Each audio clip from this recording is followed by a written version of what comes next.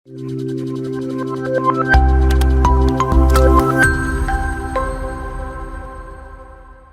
Students, എല്ലാവർക്കും MA ഹിസ്റ്ററിയുടെ MH105 history of Indian economy എന്ന് പറയുന്ന പേപ്പറിലോട്ട് സ്വാഗതം.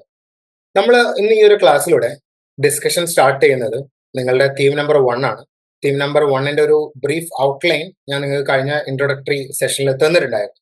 ഹിസ്റ്റോറിയോഗ്രഫിയും അതേപോലെ തന്നെ ഇന്ത്യൻ എൻവയോൺമെന്റ് എങ്ങനെയാണ് ഇന്ത്യൻ എക്കണോമിയെ ഇൻഫ്ലുവൻസ് ചെയ്തിട്ടുണ്ടായിരുന്നത് എന്നൊക്കെയാണ് ഈ തീം 1ന്റെ മെയിൻ ചർച്ചാ വിഷയം.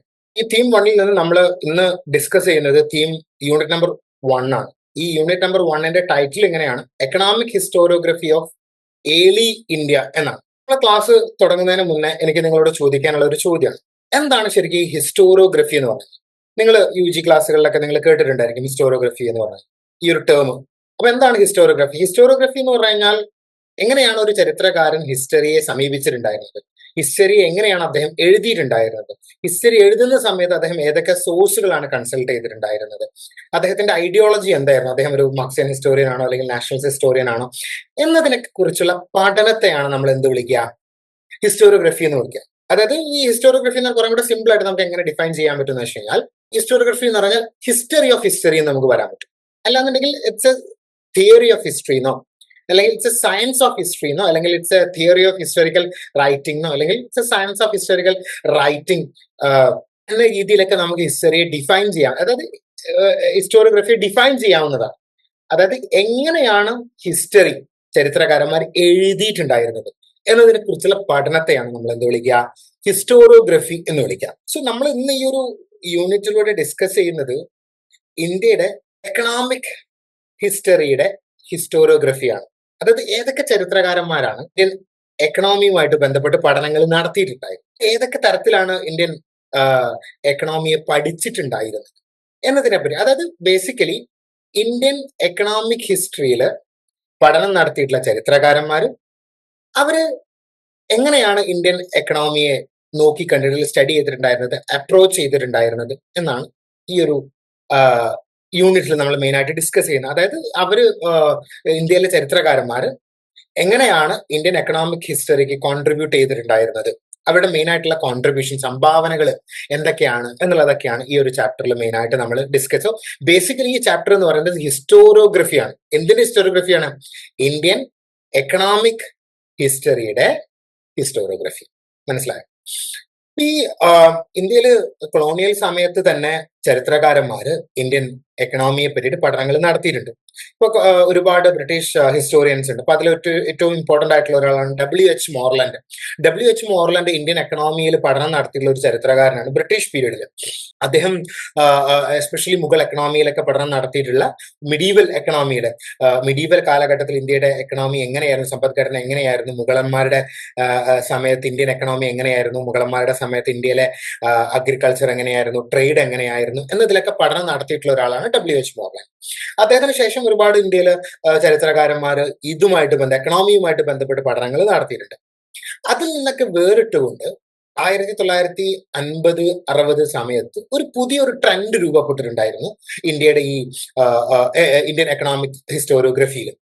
ആ ട്രെൻഡിന്റെ ഒരു പ്രത്യേകത എന്താ വെച്ച് കഴിഞ്ഞാൽ, പുതിയ ഒരുപാട് സബ്ജക്റ്റുകൾ, പുതിയ ഒരുപാട് ഏരിയാസ് അതുമായിട്ട് ബന്ധപ്പെട്ടുള്ള ചരിത്രകാരന്മാർ പഠിക്കാൻ വേണ്ടിയിട്ട് തുടങ്ങി. അതായത് എക്കണോമിക് ഹിസ്റ്റോറിയൻസ് പുതിയ ഒരുപാട് മേഖലകൾ, പുതിയ ഒരുപാട് സംഭവങ്ങൾ അവർ പഠിക്കാൻ വേണ്ടിയിട്ട് തുടങ്ങി.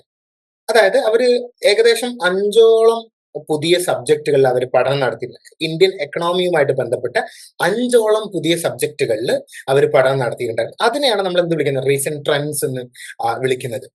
അപ്പൊ ഈ 5 വിഭാഗങ്ങൾ ഏതൊക്കെയാണ്? ഒന്ന് ലാൻഡ് ഓണർഷിപ്പാണ്. ലാൻഡ് ഓണർഷിപ്പുമായിട്ട് ബന്ധപ്പെട്ട പഠനങ്ങൾ എന്ന് പറഞ്ഞാൽ ചരിത്രകാരന്മാര് ഒരുപാട് ലാൻഡ് ഓണർഷിപ്പുമായിട്ട് ബന്ധപ്പെട്ട് ഒരുപാട് ചോദ്യങ്ങൾ അവർ റൈസ് ചെയ്തിട്ടുണ്ട്. അതിന്റെ ഒരു ബെസ്റ്റ് എക്സാമ്പിൾ എന്ന് വെച്ചാൽ, ഇപ്പം പുരാതന ഇന്ത്യയിൽ, ആൻഷ്യൻ ഇന്ത്യയുടെ ടൈമില് കർഷകർക്ക് സ്വത്ത് കൈവശം വെക്കാനുള്ള, ഭൂമി കൈവശം വെക്കാനുള്ള റൈറ്റ് ഉണ്ടായിരുന്നു എന്നുള്ള ഒരു ചോദ്യം അവർ റൈസ് ചെയ്തിട്ടുള്ള ഒരു ഇമ്പോർട്ടന്റ് ആയിട്ടുള്ള ക്വസ്റ്റ്യൻ ആണ്. അതേപോലെ തന്നെ ഈ ജമ്മിമാരായിട്ടുള്ള ആളുകൾ, ലാൻഡ് ലോഡ്സ് ആയിട്ടുള്ള ആളുകൾ, അവരെങ്ങനെയാണ് സാധാരണക്കാരായിട്ടുള്ള കർഷകരായിട്ടുള്ള ആളുകളെ ചൂഷണം ചെയ്തിട്ടുണ്ടായിരുന്നത്. അതേപോലെ തന്നെ മുഗൾ പീരീഡില് കർഷകർക്ക് ഇതേപോലെ അതായത് സ്വത്തുക്കൾ കൈവശം വെക്കാനുള്ള അവകാശം, അല്ലെങ്കിൽ കർഷകർ ഭൂ ഉടമകളായിട്ടുണ്ടായിരുന്നു അല്ലെങ്കിൽ മുഗൾ ചക്രവർത്തിമാരാണ് എല്ലാ സ്വത്തും കൈകാര്യം ചെയ്തത്, അല്ലെങ്കിൽ എല്ലാ സ്വത്തും കൈവശം വെച്ചിട്ടുണ്ടായിരുന്നത് അവരാണ്, അവിടെ പ്രൈവറ്റ് പ്രോപ്പർട്ടി ഒന്നും ഉണ്ടായിട്ടുണ്ടായിരുന്നില്ല എന്നാണോ? ഈ രീതിയിലുള്ള ക്വസ്റ്റ്യൻസ് അവർ അഡ്രസ് ചെയ്തിട്ടുണ്ടായിരുന്നു 50കൾക്ക് 60കൾക്ക് ശേഷം വന്നിട്ടുള്ള ചരിത്രകാരന്മാർ. അതിന്റെ ഏറ്റവും നല്ലൊരു എക്സാമ്പിൾ ആണ് ഇർഫാൻ ഹബീബ്. നിങ്ങൾ പേര് കേട്ടിട്ടുണ്ടായിരിക്കും. മാർക്സിയൻ ഹിസ്റ്റോറിയൻ ആണ്, അലിഗഡ് യൂണിവേഴ്സിറ്റിയിലെ പ്രൊഫസർ ആയിരുന്നു അദ്ദേഹം. അദ്ദേഹം ഈ agrarian history of Mughal India എന്ന് പറയുന്ന ഒരു ബുക്ക് എഴുതിയിട്ടുണ്ടായിരുന്നു. അപ്പൊ അതിൽ ഈ ലാൻഡ് ഓണർഷിപ്പിനെ പറ്റിയിട്ടൊക്കെ ഒരുപാട് ചർച്ചകൾ അദ്ദേഹം നടത്തുന്നുണ്ട്. കർഷകരായിട്ടുള്ള ആളുകൾക്ക് അവര് ഭൂ ഉടമകളായിരുന്നു, അവർ സ്വത്ത് കൈവശം, ലാൻഡ് അവർ കൈവശം വെച്ചിട്ടുണ്ടായിരുന്നു. അതേപോലെ തന്നെ ഈ ലാൻഡ് ലോഡ്സ് ആയിട്ടുള്ള ആളുകൾ അവരെ ചൂഷണം ചെയ്തിട്ടുണ്ടായിരുന്നു എന്നൊക്കെ അദ്ദേഹം അദ്ദേഹത്തിന്റെ പഠനത്തിലൂടെ കണ്ടെത്തിയിട്ടുണ്ടായിരുന്നു. പിന്നെ രണ്ടാമത്തൊരു സ്ട്രീമാണ് ഈ റവന്യൂ സിസ്റ്റം, അതായത് ടാക്സേഷൻ. എങ്ങനെയാണ് ജനങ്ങളുടെ കയ്യിൽ നിന്ന് ഓരോ രാജാക്കന്മാരും നികുതി പിരിച്ചിട്ടുണ്ടായിരുന്നത്, അവരെങ്ങനെയാണ് ഈ നികുതി പിരിക്കൽ വഴി ജനങ്ങളെ ചൂഷണം ചെയ്തിട്ടുണ്ടായിരുന്നത്, അവർ എത്ര ശതമാനം നികുതി ജനങ്ങളുടെ കയ്യിൽ നിന്ന്, കർഷകരുടെ കയ്യിൽ നിന്ന് വാങ്ങിയിട്ടുണ്ടായിരുന്നു എന്ന തരത്തിലൊക്കെ ഉള്ള ചോദ്യങ്ങൾ, എന്ന തരത്തിലൊക്കെ പഠനങ്ങൾ അവർ നടത്തിയിട്ടുണ്ടായിരുന്നു എന്നുള്ളതാണ്. അതായത് ഇപ്പൊ ഫോർ എക്സാമ്പിൾ ഇപ്പം മൗര്യന്മാരുടെ കാലഘട്ടത്തില് മൗര്യൻ റൂളേഴ്സ്, ഇപ്പൊ അശോക ചക്രവർത്തി കർഷകരെ കയ്യിൽ നിന്ന് അവരുടെ ടോട്ടൽ പ്രൊഡ്യൂസിന്റെ എത്ര ശതമാനമാണ് ടാക്സ് ആയിട്ട് വാങ്ങിയിട്ടുണ്ടായിരുന്നത്, 1/3 ആണോ, 1/6 ആണോ, അല്ലെങ്കിൽ ഹാഫ് ഓഫ് ദ പ്രൊഡ്യൂസ് ആണോ എന്നുള്ള രീതിയിലൊക്കെയുള്ള ചോദ്യങ്ങൾ ചരിത്രകാരന്മാർ ചോദിച്ചിട്ടുണ്ട്, അല്ലെങ്കിൽ അതുമായിട്ട് ബന്ധപ്പെട്ടുള്ള പഠനങ്ങൾ നടന്നിട്ടുണ്ടായിരുന്നു. ഇപ്പൊ ഇർഫാൻ ഹബീബിന്റെ കേസാണെന്നുണ്ടെങ്കിൽ ഹബീബ് നടത്തിയ ഒരു പഠനം, മുഗൾ രാജാക്കന്മാർ എത്ര ശതമാനമാണ് കർഷകരെ കയ്യിൽ നിന്ന് ടാക്സ് ആയിട്ട് ടോട്ടൽ പ്രൊഡ്യൂസിൽ നിന്ന് വാങ്ങിയിട്ടുണ്ടായിരുന്നത്, അല്ലെങ്കിൽ കളക്ട് ചെയ്തിട്ടുണ്ടായിരുന്നത്. അപ്പം ഹബീബ് പറയുന്ന ഒരു കാര്യം എന്താണെന്ന് വെച്ച് കഴിഞ്ഞാൽ, ഇപ്പം 1 കിലോ അരി കർഷകർ പ്രൊഡ്യൂസ് ചെയ്യുന്നുണ്ട് എന്നുണ്ടെങ്കിൽ അതിൽ നിന്ന് 1/2 കിലോ ഗവൺമെന്റിലോട്ട് പോയിട്ട്, അതായത് 1/2 കിലോന്റെ പൈസ ടാക്സ് ആയിട്ട് കൊടുക്കേണ്ടി വന്നിട്ടുണ്ടായിരുന്നു. 50% ആയിരുന്നു ടാക്സ് എന്നുള്ള രീതിയിൽ, ടോട്ടൽ പ്രൊഡ്യൂസിന്റെ 50% ആയിരുന്നു ടാക്സ് എന്നൊക്കെ ഹബീബ് പറയുന്നുണ്ട്. അപ്പം ഇത്തരത്തിൽ റവന്യൂ സിസ്റ്റത്തെ പറ്റിയിട്ട് പഠനങ്ങൾ നടന്നിട്ടുണ്ടായിരുന്നു. അതേപോലെ തന്നെ അർബനൈസേഷൻ എങ്ങനെയാണ് പുരാതന ആൻഷ്യൻ ഇന്ത്യയുടെ ടൈമിലും അതേപോലെ തന്നെ മിഡീവൽ ഇന്ത്യയുടെ സമയത്തൊക്കെ ഇന്ത്യയിൽ പ്രധാനപ്പെട്ട നഗരങ്ങൾ എമേർജ് ചെയ്തിട്ടുണ്ടായിരുന്നത് എന്നതിനെപ്പറ്റി. ഫോർ എക്സാമ്പിൾ ഇപ്പം എങ്ങനെയാണ് ഒരു 6ാം നൂറ്റാണ്ട് BC 600 BCE ഇന്ത്യയിൽ എങ്ങനെയാണ് ടൗണുകൾ, അതായത് പാടലിപുത്ര, രാജഗൃഹ, കൗസാംബി, തക്ഷില പോലുള്ള, ഹസ്തിനപുര പോലുള്ള ടൗണുകളൊക്കെ എങ്ങനെയാണ്, ഇന്ദ്രപ്രസ്ഥ പോലുള്ള ടൗണുകളൊക്കെ എങ്ങനെയാണ് എമർജ് ചെയ്തിട്ടുണ്ടായിരുന്നത് എന്നതിനെ പറ്റിയിട്ട്. അതേപോലെ തന്നെ മിഡീവൽ കാലഘട്ടമാണെന്നുണ്ടെങ്കിൽ ഡൽഹി, അതേപോലെ തന്നെ നമ്മളെ ആഗ്ര, അതേപോലെ തന്നെ ഫത്തേപൂർ സിക്രി, അതേപോലെ തന്നെ കാലിക്കറ്റ്, അതേപോലെ തന്നെ ഇങ്ങനത്തെ ടൗണുകൾ എങ്ങനെയാണ് എമർജ് ചെയ്തിട്ടുണ്ടായിരുന്നത്, അതേപോലെ ഷാജഹാനാബാദ് ഉണ്ടായിരുന്നു, ഡൽഹി, ഇതൊക്കെ എങ്ങനെയാണ് എമർജ് ചെയ്തിട്ടുണ്ടായിരുന്നത് എന്നതിനെ സംബന്ധിച്ച് ചരിത്രകാരന്മാർ പഠനം നടത്തിയിട്ടുണ്ടായിരുന്നു. എന്ത് ഈ ഒരു പുതിയ ട്രെൻഡിന്റെ ഭാഗമായിട്ട്. അതേപോലെ തന്നെ ക്രാഫ്റ്റ്, ആളുകൾ ഇൻവോൾവ് ചെയ്തിട്ടുണ്ടായിരുന്ന ഹാൻഡിക്രാഫ്റ്റ് ഏതൊക്കെയായിരുന്നു, അവരെങ്ങനെയാണ് അവർ ഉണ്ടാക്കിയിട്ടുള്ള അവരുടെ പ്രൊഡക്ട്സ് മറ്റ് രാജ്യങ്ങളിലോട്ട് കയറ്റുമതി ചെയ്തിട്ടുണ്ടായിരുന്നത് എന്നതിനെ പറ്റിയിട്ട്. അതേപോലെ തന്നെ എൻവയോൺമെന്റ് എങ്ങനെയാണ് ഇന്ത്യൻ എക്കണോമിയെ ഇൻഫ്ലുവൻസ് ചെയ്തിട്ടുണ്ടായിരുന്നത് എന്നതിനെ സംബന്ധിച്ചൊക്കെ പഠനങ്ങൾ നടത്തിയിട്ടുണ്ടായിരുന്നു. ഇതൊക്കെയാണ് പുതിയ ട്രെൻഡുകൾ എന്ന് പറയുന്നത് എക്കണോമിക് ഹിസ്റ്റോറിയോഗ്രഫിയിൽ. ഇപ്പം ഈ എൻവയോൺമെന്റിന്റെ കേസ് പറയുകയാണെന്നുണ്ടെങ്കിൽ, ഇപ്പം അതിന്റെ ഒരു ബെസ്റ്റ് എക്സാമ്പിൾ ആണ് ഷിരീൻ മുസ്ലിം. അവർ ഭയങ്കര ഫേമസ് ആയിട്ടുള്ള ഒരു എക്കണോമിക് ഹിസ്റ്റോറിയൻ ആണ്, എസ്പെഷ്യലി മിഡീവൽ ഇന്ത്യയിൽ. അപ്പം അവർ നടത്തിയിട്ടുള്ള പഠനങ്ങൾ എന്ന് പറഞ്ഞു കഴിഞ്ഞാൽ എങ്ങനെയാണ് ഈ എൻവയോൺമെന്റ് മിഡീവൽ അല്ലെങ്കിൽ മുഗൾ എക്കണോമിയെ ഇൻഫ്ലുവൻസ് ചെയ്തിട്ടുണ്ടായിരുന്നത്, അതായത് മുഗളന്മാരുടെ സമയത്ത് അവരുടെ സമ്പദ്ഘടനയെ എങ്ങനെയാണ് എൻവയോൺമെന്റ് ഇൻഫ്ലുവൻസ് ചെയ്തിട്ടുണ്ടായിരുന്നത് എന്നതിൽ പഠനം നടത്തിയിട്ടുള്ള ഒരാളാണ് ഷിരീൻ മുസ്ലിം. അതേപോലെ തന്നെ എൻവയോൺമെന്റ് എങ്ങനെയാണ് ആൻഷ്യന്റ് ഇന്ത്യയിൽ ഇൻഫ്ലുവൻസ് ചെയ്തിട്ടുണ്ടായിരുന്നത്, ആൻഷ്യന്റ് ഇന്ത്യയുടെ എക്കണോമി ഇൻഫ്ലുവൻസ് ചെയ്തിട്ടുണ്ടായിരുന്നത് എന്നതിനെ സംബന്ധിച്ച് പഠനങ്ങൾ നടത്തിയിട്ടുള്ള ആളുകളാണ് മഹേഷ് രംഗരാജൻ, അതേപോലെ തന്നെ സുമിത് ഗുഹ എന്നൊക്കെ, രണജിത് ഗുഹ, അല്ല, രാമചന്ദ്ര ഗുഹ, മഹേഷ് രംഗരാജൻ, ഇവരൊക്കെ ഈ എൻവയോൺമെന്റ് എങ്ങനെയാണ് ഇന്ത്യൻ എക്കണോമിയെ ഇൻഫ്ലുവൻസ് ചെയ്യുന്നത് എന്നതിൽ പഠനങ്ങൾ നടത്തിയിട്ടുള്ള ഹിസ്റ്റോറിയൻസ് ആണ്. അതേപോലെ തന്നെ ടെക്നോളജി എന്ന് പറഞ്ഞാൽ ഇപ്പം എങ്ങനെയാണ് ഇരുമ്പ് ഒരു 600 BCE ആ പുരാതന സമയത്ത്, ഈ പുരാതന ഇന്ത്യയുടെ ആ കാലഘട്ടത്തിൽ ബുദ്ധിസം ജൈനസൊക്കെ എമർജ് ചെയ്ത് വന്നിട്ടുണ്ടായ 600 BCE എങ്ങനെയാണ് അയേൺ ഇൻഫ്ലുവൻസ് ചെയ്തത്, അതായത് അയേൺ ഇരുമ്പ് ആളുകൾ ഉപയോഗിക്കാൻ തുടങ്ങി. അതെങ്ങനെയാണ് കൃഷിയെ ഇൻഫ്ലുവൻസ് ചെയ്തിട്ടുണ്ടായത്, കൃഷി എങ്ങനെയാണത്, ഏത് തരത്തിലാണ് കൃഷി അത് ഇമ്പാക്ട് ചെയ്തിട്ടുണ്ടായിരുന്നത്. ചരിത്രകാരന്മാർ പറയുന്നുണ്ട് ഈ അയേണിന്റെ ഉപയോഗം എന്താക്കിയിട്ടുണ്ട്, അഗ്രികൾച്ചർ ഇന്റൻസിഫൈ ആക്കാൻ വേണ്ടിയിട്ട് കാരണമായിട്ടുണ്ട് എന്ന് പറയുന്നുണ്ട്. അഗ്രികൾച്ചർ കൂടുതൽ സ്ഥലങ്ങളിലോട്ട് വ്യാപിക്കാൻ അയേണിന്റെ യൂസ് ഒരു ഇമ്പോർട്ടന്റ് ആയിട്ടുള്ള റീസൺ ആയിട്ടുണ്ട് എന്ന് ചരിത്രകാരന്മാർ പറയുന്നുണ്ട്. അപ്പൊ ഈ കാര്യങ്ങളിൽ പഠനങ്ങൾ ഈ ടെക്നോളജി ആയിട്ട് ടെക്നോളജി എങ്ങനെയാണ് എക്കണോമിയെ ഇൻഫ്ലുവൻസ് ചെയ്തിട്ടുണ്ടായിരുന്നത് എന്നതിൽ പഠനങ്ങൾ നടത്തിയിട്ടുള്ള ചരിത്രകാരന്മാരാണ്. അപ്പം ദിലീപ് ചക്രവർത്തി, അതേപോലെ തന്നെ മക്കൻലാൽ എന്നൊക്കെ. മക്കൻലാലൊക്കെ DU പ്രൊഫസർ ആയിരുന്നു ഡൽഹി യൂണിവേഴ്സിറ്റിയിൽ. അപ്പം ഇവരൊക്കെ ഇതിൽ പഠനങ്ങൾ നടത്തിയിട്ടുള്ള ആളുകളാണ് ചരിത്രക്കാർ. അപ്പൊ ഈ തരത്തിലുള്ള ട്രെൻഡുകളൊക്കെ ഇന്ത്യൻ എക്കണോമിക് ഹിസ്റ്റോറിയോഗ്രഫിയിൽ 1950-60 ശേഷമാണ് വരുന്നത്. ഈ ട്രെൻഡ് എന്ന് പറയുന്നത് അതിന് എന്തിന്റെ ഭാഗമായിട്ട് വന്നിട്ടുണ്ടായിരുന്നു എന്ന് വെച്ച് കഴിഞ്ഞാൽ, ഈ സമയത്ത് തന്നെ ഒരു ഷിഫ്റ്റ് ഇന്ത്യൻ ഹിസ്റ്റോറിയോഗ്രഫിയിൽ നടന്നിട്ടുണ്ടായിരുന്നു. പൊളിറ്റിക്കൽ ഹിസ്റ്ററിയിൽ നിന്ന് എക്കണോമിക് ഹിസ്റ്ററിയിലോട്ടുള്ള ഒരു ഷിഫ്റ്റ്. അതായത് അതുവരേക്കും ആളുകൾ പൊളിറ്റിക്കൽ ഹിസ്റ്ററി, ഡൈനാസ്റ്റിക് ഹിസ്റ്ററിയാണ് ഫോക്കസ് ചെയ്തിട്ടുണ്ടായിരുന്നത്. അത് ഓരോ രാജാക്കന്മാർ, രാജകുടുംബങ്ങളെ പറ്റിയിട്ട് മാത്രം ഫോക്കസ് ചെയ്തിട്ടായിരുന്നു പഠനങ്ങൾ നടന്നിട്ടുണ്ടായിരുന്നത്. ഇതിന് ശേഷം ഒരു ഷിഫ്റ്റ്, എക്കണോമിക് ഹിസ്റ്ററിയിലോട്ട് ഒരു ഷിഫ്റ്റ് നടന്നിട്ടുണ്ടായിരുന്നു. ഫോർ എക്സാമ്പിൾ, ഇപ്പം നമ്മൾ നീലകണ്ഠ ശാസ്ത്രി നിങ്ങൾ പഠിച്ചിട്ടുണ്ട്. നീലകണ്ഠ ശാസ്ത്രിക്ക് ഡൈനാസ്റ്റിക് ഹിസ്റ്ററി മാത്രം ഫോക്കസ് ചെയ്തിട്ട് വർക്ക് ചെയ്തിട്ടുള്ള ഒരു ചരിത്രകാരനാണ്. അങ്ങനെ ഒരുപാട് വേറെയും ആളുകളുണ്ട്. അപ്പൊ ഇവർ പൊളിറ്റിക്കൽ ഹിസ്റ്ററി മാത്രമാണ് ഫോക്കസ് ചെയ്തത്. രാജാക്കന്മാർ എങ്ങനെ യുദ്ധം ചെയ്തു, അവർ ഏതൊക്കെ ഭാഗങ്ങൾ കോൺകർ ചെയ്തു എന്നൊക്കെയായിരുന്നു അവരുടെ മെയിൻ ചർച്ചാ വിഷയം. പക്ഷെ പിന്നീട് മാറി കാര്യങ്ങൾ. 50-60 ആയപ്പോൾ എക്കണോമിക് ഹിസ്റ്ററിയിലോട്ട് ഷിഫ്റ്റ് വന്നു. അതായത് ഈ രാജാക്കന്മാരുടെ പോളിസീസ് എങ്ങനെയാണ് സാധാരണക്കാരായിട്ടുള്ള ജനങ്ങളെ ഇൻഫ്ലുവൻസ് ചെയ്തിട്ടുണ്ടായിരുന്നത് എന്നത്, അത് എക്കണോമിയെ എങ്ങനെയാണ് ഇൻഫ്ലുവൻസ് ചെയ്തിട്ടുണ്ടായിരുന്നത് എന്നതിനെ സംബന്ധിച്ചിട്ടുള്ള പഠനങ്ങൾ. അത് കുറെ കൂടെ സിമ്പിൾ ആയിട്ട് പറയുകയാണെന്നുണ്ടെങ്കിൽ, ഇപ്പൊ ചോള രാജാക്കന്മാരുടെ പോളിസീസ് എങ്ങനെയാണ് സൗത്ത് ഇന്ത്യയിലെ ട്രേഡ് ബൂസ്റ്റ് ചെയ്തിട്ടുണ്ടായിരുന്നത് എന്നതിനെ സംബന്ധിച്ച്. ഇപ്പൊ എങ്ങനെയാണ് ഈ ചോള രാജാക്കന്മാർ ചൈനയിലോട്ട് അവരുടെ ഡിപ്ലോമാറ്റ്സിനെ അയച്ച് ചൈനയുമായിട്ടൊരു ട്രേഡ് റിലേഷൻ എസ്റ്റാബ്ലിഷ് ചെയ്തിരുന്നു. അതൊക്കെ നിങ്ങൾ പഠിച്ചിട്ടുണ്ടായിരിക്കും.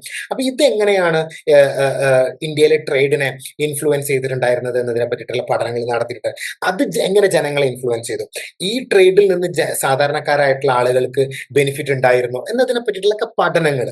അതേപോലെ തന്നെ ഈ ടാക്സേഷൻ, നികുതി പിരിവ് എങ്ങനെയാണ് ജനങ്ങളുടെ ലൈഫിനെ ഇൻഫ്ലുവൻസ് ചെയ്തിട്ടുണ്ടായിരുന്നത്, അത് അഡ്വേഴ്സ് ആയിട്ട് ഇൻഫ്ലുവൻസ് ചെയ്തിട്ടുണ്ടായിരുന്നോ എന്നൊക്കെ തരത്തിലുള്ള പഠനങ്ങൾ തുടങ്ങിയിട്ടുണ്ടായിരുന്നു 50-60 ശേഷം. അപ്പൊ ഇതാണ് ഒരു പുതിയ ട്രെൻഡ് എന്ന് പറയുന്നത്. അപ്പൊ ഈ ട്രെൻഡുകൾക്കൊക്കെ അടിത്തറ പാകിയിട്ടുണ്ടായിരുന്നത് 2 ഹിസ്റ്റോറിയൻസ് ആണ്. ഒന്ന് DD കൊസാംബി, 2 RS ശർമ്മ. ഇന്ത്യയിൽ ഏറ്റവും ഫേമസ് ആയിട്ടുള്ള ഈ ട്രെൻഡുകൾക്കൊക്കെ തുടക്കക്കാരനാണ് DD കൊസാംബി. ഒരു മാത്തമെറ്റീഷ്യൻ ആയിരുന്നു, അറ്റ് സെയിം ടൈം ഒരു ഹിസ്റ്റോറിയനും കൂടെ ആയിരുന്നു DD കൊസാംബി. ഇപ്പൊ DD കൊസാംബിയുടെ പാത പിന്തുടർന്നിട്ടാണ് ശർമ്മയും അതേപോലെ തന്നെ ഇർഫാൻ ഹബീബ്, റോമിള താപ്പർ ഒക്കെ ഹിസ്റ്ററിയിലോട്ട് വരുന്നത്, ഹിസ്റ്ററി എഴുതുന്ന ഇവരൊക്കെ കൊസാംബി ഇൻഫ്ലുവൻസ് ചെയ്തിട്ടുണ്ട്. കൊസാംബി ഒരു വളരെ ഫേമസ് ആയിട്ടുള്ള ഒരു മക്സിയൻ ചരിത്രകാരനാണ് കൊസാംബി. അപ്പൊ കൊസാംബിയും ശർമ്മയും ഹബീബും താപ്പറും എല്ലാവരും കൂടെ ചേർന്നിട്ടാണ് ഈ ഒരു പുതിയൊരു ട്രെൻഡ് ഇന്ത്യൻ ഹിസ്റ്റോറിയോഗ്രഫിയിൽ കൊണ്ടുവന്നിട്ടുണ്ടായിരുന്നത്. അതുപോലെ തന്നെ ഈ ട്രെൻഡിന്റെ ഭാഗമായിട്ട് എമർജ് ചെയ്തിട്ടുള്ള മറ്റൊരു ഫീൽഡാണ് റീജിയണൽ ഹിസ്റ്ററി എന്നുള്ളത്. അതായത് ഓരോരോ പെർട്ടിക്കുലർ റീജിയൻസിനെ ബേസ് ചെയ്ത് സ്റ്റഡീസ് നടത്താൻ തുടങ്ങി. അതായത് ബംഗാളിൽ എക്കണോമിയുമായിട്ട് ബന്ധപ്പെട്ട പഠനങ്ങൾ തുടങ്ങി, കേരള എക്കണോമിയുമായിട്ട് ബന്ധപ്പെട്ട പഠനങ്ങൾ തുടങ്ങി, തമിഴ്നാടിന്റെ എക്കണോമിയുമായിട്ട് ബന്ധപ്പെട്ടുള്ള പഠനങ്ങളൊക്കെ തുടങ്ങി. അപ്പൊ ഇതാണ് റീജിയണൽ ഹിസ്റ്ററി. അപ്പൊ ഈ ഒരു ട്രെൻഡിന്റെ ഭാഗമായിട്ട് വന്നിട്ടുള്ള റീജിയണൽ ഹിസ്റ്ററി. അപ്പൊ ഈ ഓരോ പ്രദേശത്തും എക്കണോമി എങ്ങനെയാണ് എന്ന് ചരിത്രകാരന്മാർ പഠിക്കാൻ വേണ്ടിയിട്ട് തുടങ്ങി. അതേപോലെ തന്നെ ഏതെങ്കിലും ഒരു പെർട്ടിക്കുലർ എക്കണോമിയെ, ഒരു റീജിയനെ മാത്രം ബേസ് ചെയ്തുകൊണ്ട് ഒരു ജനറലൈസ്ഡ് ആയിട്ടുള്ള ഒരു ആർഗ്യുമെന്റുകൾ അവർ പിന്നീട് നടത്തിയിട്ടുണ്ടായിരുന്നില്ല. അപ്പൊ പണ്ടത്തെ ചരിത്രകാരന്മാർ ഇപ്പൊ ഫോർ എക്സാമ്പിൾ അവരുടെ ഒരു രീതി എങ്ങനെയായിരുന്നു വെച്ചാൽ, അവര് ഇപ്പം ഏതെങ്കിലും ഒരു പ്ലേസ് എടുക്കും. ഇപ്പൊ പാടലിപുത്ര അല്ലെങ്കിൽ രാജഗൃഹ ഏതെങ്കിലും, എന്നിട്ട് ആ ഒരു സിറ്റിയെ അല്ലെങ്കിൽ ആ ഒരു റീജിയനെ അവർ പഠിക്കും. എന്നിട്ട് അവർ പറയും ആ ഒരു രാജഗൃഹയിലും പാടലിപുത്രയിലും ഉണ്ടായിട്ടുണ്ടായിരുന്ന അത് വെച്ചുകൊണ്ടൊരു ജനറലൈസ്ഡ് സ്റ്റേറ്റ്, അതായത് ഇന്ത്യ മൊത്തത്തിൽ രാജഗൃഹയും പാടലിപുത്രയും പോലെ ആയിരുന്നു എന്ന് പറയും. അതായത് ഇപ്പൊ ഫോർ എക്സാമ്പിൾ ഇപ്പം രാജഗൃഹയിലും പാടലിപുത്രയിലും ഒരുപാട് ടൗണുകൾ എമർജ് ചെയ്തിട്ടുണ്ട് എന്നുണ്ടെങ്കിൽ അവർ അത് പഠിക്കും. എന്നിട്ട് അവർ പറയും രാജഗൃഹയിലും പാടലിപുത്രയിലും ഒരുപാട് ടൗണുകൾ എമർജ് ചെയ്തിട്ടുണ്ട്, ഇതേ സിറ്റുവേഷൻ ആണ് ഇന്ത്യയുടെ മറ്റു പല ഭാഗങ്ങളിലും കണ്ടിട്ടുണ്ടായിരുന്നതെന്ന് പറയാം. ഇതിനെയാണ് നമ്മൾ എന്ത് വിളിക്കുക, ജനറലൈസേഷൻ എന്ന് വിളിക്കുക. ഈ ജനറലൈസേഷൻ എന്ന് പറയുന്ന ഹിസ്റ്ററിയിൽ ഒരു ടെക്നിക്കൽ ആസ്പെക്ട് ആണ്. അപ്പം ഈ രീതി അപ്പം അത് കുറേ കൂടെ റോങ് ആണ്. കാരണം പാടലിപുത്രയിലെ പോലെ ആയിരിക്കില്ലല്ലോ തമിഴ്നാട്ടിലെ സ്ഥിതി. തമിഴ്നാട്ടിലെ സ്ഥിതി പോലെ ആയിരിക്കില്ലല്ലോ ഗുജറാത്തിലുണ്ടാവുക. പക്ഷെ ഈ പണ്ടത്തെ ചരിത്രകാരന്മാർ ചെയ്ത പരിപാടി ഈ ജനറലൈസ്ഡ് ആയിട്ടുള്ള ആർഗ്യുമെന്റുകൾ അവർ നടത്തി എന്നുള്ളതാണ്. അപ്പൊ അതിന് ഒരുപാട് പ്രശ്നങ്ങൾ ഉണ്ടായിട്ടുണ്ടായിരുന്നു. പാടലിപുത്ര പോലെ അല്ലല്ലോ ഗുജറാത്ത് ഉണ്ടാവുക, രാജസ്ഥാൻ ഉണ്ടാവുക. പക്ഷെ ഇവര് എന്താ പറയുന്നത്, പാടലിപുത്ര പോലെ ആയിരുന്നു ഗുജറാത്തും രാജസ്ഥാനും ഡൽഹിയും തമിഴ്നാട് എന്നൊക്കെ പറഞ്ഞു. അതായത് ഒരു റീജിയൻ പഠിച്ചിട്ട് ഓൾ ഓവർ ഇന്ത്യ അങ്ങനെ ആയിരുന്നു എന്ന് അവർ പറഞ്ഞു. അപ്പം അത് മാറിക്കൊണ്ട് റീജിയണൽ ഹിസ്റ്ററി ഫോക്കസ് ചെയ്തു. ഓരോരോ റീജിയനും ഡിഫറെന്റ് ആണ്, അവിടുത്തെ എക്കണോമി ഡിഫറെന്റ് ആയിരുന്നു എന്നുള്ള തരത്തിലുള്ള പഠനങ്ങൾ വരാൻ തുടങ്ങി. ആ രീതിയിൽ ചരിത്രകാരന്മാർ ആർഗ്യുമെന്റുകൾ നടത്താൻ വേണ്ടിയിട്ട്, ആർഗ്യുമെന്റുകൾ മേക്ക് ചെയ്യാൻ വേണ്ടിയിട്ട് തുടങ്ങി. അപ്പൊ ഇതെല്ലാം ഈ ഒരു ട്രെൻഡിന്റെ ഭാഗമായിട്ട് വന്നിട്ടുള്ള ഇത്തരത്തിലുള്ള മാറ്റങ്ങളൊക്കെയാണ് ഇന്ത്യൻ എക്കണോമിക് ഹിസ്റ്റോറിയോഗ്രഫിയിൽ നടന്നിട്ടുണ്ടായത്. അതേപോലെ തന്നെ ഓരോ റീജിയണിലും എമർജ് ചെയ്തിട്ടുണ്ടായിരുന്ന എംപയേഴ്സ് ഏതൊക്കെയാണ്, അതേപോലെ തന്നെ അവിടുത്തെ കർഷകരൊക്കെ പറ്റിയിട്ട് ഓരോരോ റീജിയൻ, ഇപ്പൊ തമിഴ്നാട്ടിലെ കർഷകരെ പറ്റിയിട്ട്, തമിഴ്നാട്ടിലെ എമർജ് ചെയ്ത് വന്നിട്ടുണ്ടായിരുന്ന ചോളാസ്, പാണ്ഡ്യാസിനൊക്കെ പറ്റിയിട്ട് ഡിഫറെന്റ് ആയിട്ടുള്ള ഇൻഡിവിജ്വൽ റീജിയൻ വൈസ് ആയിട്ടുള്ള സ്റ്റഡീസ് ഒക്കെ വരാൻ വേണ്ടിയിട്ട് തുടങ്ങിയിട്ടുണ്ടായിരുന്നു. അതുപോലെ തന്നെ ചരിത്രകാരന്മാർ എന്താക്കിയിട്ടുണ്ട്, ഇന്ത്യയുടെ ഈ എക്കണോമിക് ഹിസ്റ്ററി രണ്ടായിട്ട് ഡിവൈഡ് ചെയ്തിട്ടുണ്ടായിരുന്നു. ഒന്ന് ആൻഷ്യന്റ്, നമ്മൾ ഇൻട്രൊഡക്ടറി ക്ലാസ്സിൽ പറഞ്ഞ പോലെ ആൻഷ്യന്റ് മിഡീവൽ എന്നുള്ള രീതിയിൽ തന്നെ രണ്ടായിട്ട് ഡിവൈഡ് ചെയ്തിട്ടുണ്ടായിരുന്നു. ഒന്ന് ഏർലി ഹിസ്റ്റോറിക്കൽ പീരീഡ്. ആ പീരീഡ് രണ്ട് പീരീഡുകളായിട്ട്, രണ്ട് കാലഘട്ടമായിട്ട് ഇന്ത്യൻ എക്കണോമിക് ഹിസ്റ്ററിയെ ഡിവൈഡ് ചെയ്തിട്ടുണ്ടായിരുന്നു. അതിൽ ഒന്ന് ഏർലി ഹിസ്റ്ററിക്കാണ്, രണ്ട് ഏർലി മിഡീവലാണ്. ഏർലി ഹിസ്റ്ററിക്ക് എന്ന് പറഞ്ഞാൽ from the beginning to the Gupta period എന്നുള്ളതാണ്. പിന്നെ ഏർലി മിഡീവൽ എന്ന് പറഞ്ഞു കഴിഞ്ഞാൽ 600 മുതൽ 700 അല്ലെങ്കിൽ 800 CE വരേക്കുള്ള ആ ഒരു സമയം. അതിനുശേഷം പിന്നീട് മിഡീവൽ പീരീഡ്. ഇങ്ങനെയാണ് ഡിവൈഡ് ചെയ്തിട്ടുണ്ടായിരുന്നത്. അപ്പൊ ഈ ഒരു ഡിവിഷനും നിങ്ങൾ ജസ്റ്റ് ഒന്ന് ഓർത്തു വെക്കുക.